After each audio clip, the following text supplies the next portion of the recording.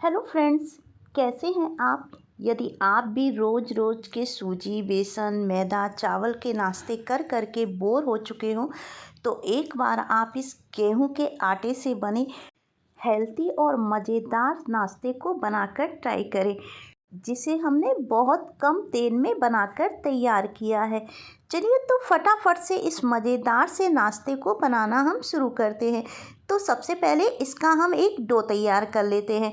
तो 1 कप यहाँ पर हम गेहूं का आटा लेंगे, नॉर्मल आटा है जिसकी हम चपाती बनाते हैं। इसी में चौथाई चम्मच हमने नमक डाल दिया है। अच्छे से दोनों को मिक्स कर लेंगे और इसका एक डो तैयार करेंगे। थोड़ा थोड़ा पानी डालते जाएंगे और इसका रोटी जैसा सॉफ्ट डो तैयार करेंगे। तो चलिए फटाफट से पहले इसका हम एक डो तैयार कर लेंगे। तो ये लीजिए, डो हमारा तैयार हो गया और इसे हमने सॉफ्ट ही रखा है। तो इसे 15 मिनट के लिए ढककर हम रेस्ट पर रख देते हैं। तब तक हम दूसरी तैयारी कर लेते हैं। तो यहाँ पर हमने एक गोभी का फूल लिया है। सर्दी का सीज़न है और बहुत सस्ती मार्केट में गोभी मिल रही है। तो आज नाश्ता हम इसी गोभी से ही बनाकर तैयार करेंगे। तो सबसे पहले आप गोभी को अच्छे से धुलकर साफ़ कर लीजिएगा और उसके बाद इसके फूलों को हम निकाल लेंगे और ये जो डंठल है इसको अलग कर देंगे। तो सारा फूल हमने तोड़ लिया है। अब इसे हम ग्रेट करेंगे। तो बड़े वाले छेदों की तरफ से ही इसे हम ग्रेट कर लेते हैं। तो इसे हमें ज़्यादा बारीक नहीं करना है, इसलिए इसे बड़े वाले छेदों की तरफ से ही हम ग्रेट कर रहे हैं। आप चाहें तो ये काम चॉपर से भी कर सकते हैं। तो ये देखिए, गोभी को फूल को हमने ग्रेट कर लिया है और ये जो डंठल है इसको हम अलग निकाल देंगे। तो इसी तरह से सारी गोभी को हम पहले ग्रेट कर लेते हैं। तो ये देखिए, इसको ज़्यादा बारीक हमने नहीं किया है, थोड़ा सा इसे मोटा मोटा ही रखा है। तो अब यहाँ पर लेंगे एक पैन, इसमें 1 छोटा चम्मच हम तेल डालेंगे। जब तेल गर्म हो जाएगा तब आधी चम्मच जीरा डाल देंगे और चुटकी भर इसमें हम हींग डाल देंगे। अच्छे से जीरे को चटकने देंगे। अब इसमें आधा इंच अदरक का टुकड़ा जिसे हमने ग्रेट कर लिया है वो डाल देते हैं। 3 से 4 हरी मिर्च डाल देते हैं। ये नाश्ता थोड़ा सा चटपटा अच्छा लगता है, तो मिर्च यहाँ पर हमने थोड़ी ज़्यादा डाली है। अच्छे से इसे 1 मिनट के लिए भून लेते हैं, जिससे जो अदरक है वो कच्ची ना रहे। एक छोटे साइज का प्याज जिसके हमने छोटे छोटे टुकड़ों में काट रखा है इसको भी डाल देते हैं और प्याज को हल्का गुलाबी होने तक हम भून लेंगे। तो ये देखिए, प्याज का कलर हल्का सा गुलाबी हो चुका है। अब इसमें हम ग्रेट की हुई गोभी डाल देंगे और इसको भी 2 मिनट के लिए अच्छे से चलाते हुए भून लेंगे। तो जैसे जैसे गोभी को हम भूनेंगे वैसे वैसे गोभी थोड़ी सी कम होती चली जाएगी। तो ये देखिए, 2 मिनट हो गए, गोभी को हमने भून लिया है। अब इसमें कुछ ड्राई मसाले डालेंगे। तो 1 चम्मच धनिया पाउडर, आधा चम्मच गरम मसाला, आधी ही चम्मच लाल मिर्च पाउडर, कलर के लिए चौथाई चम्मच हल्दी डालेंगे।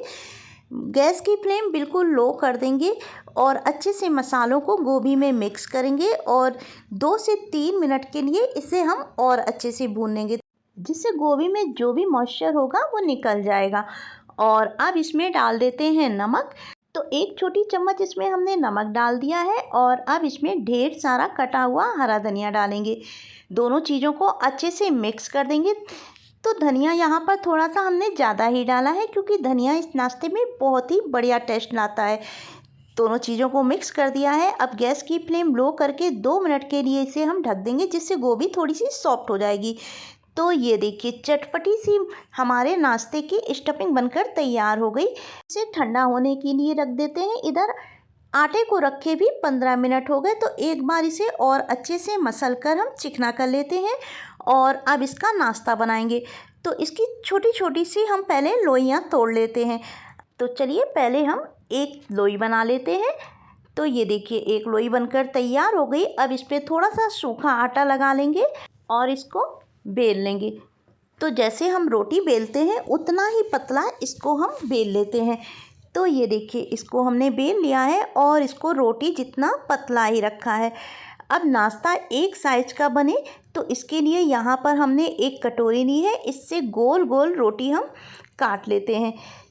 साइड के आटे को निकाल देते हैं। तो इसी तरह से सारी रोटियाँ बनाकर तैयार कर लेंगे। अब जो स्टफिंग हमने गोभी की बनाई थी, 1 बड़ी चम्मच स्टफिंग इस पर रखेंगे। किनारे से इस पर थोड़ा सा पानी लगा देंगे और इसको फोल्ड कर देंगे। ये देखिए इस तरह से इसे गुजिया का शेप दे देंगे। उंगली से अच्छे से इसे दबा देते हैं जिससे स्टफिंग बाहर ना निकले।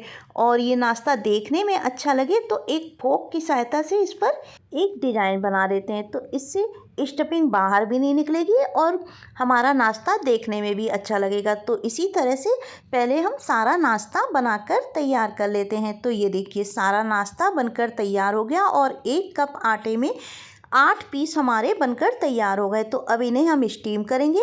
तो यहाँ पर छेद वाली हमने एक प्लेट ली है, थोड़े से ऑयल से इसे हम ग्रीस कर लेते हैं।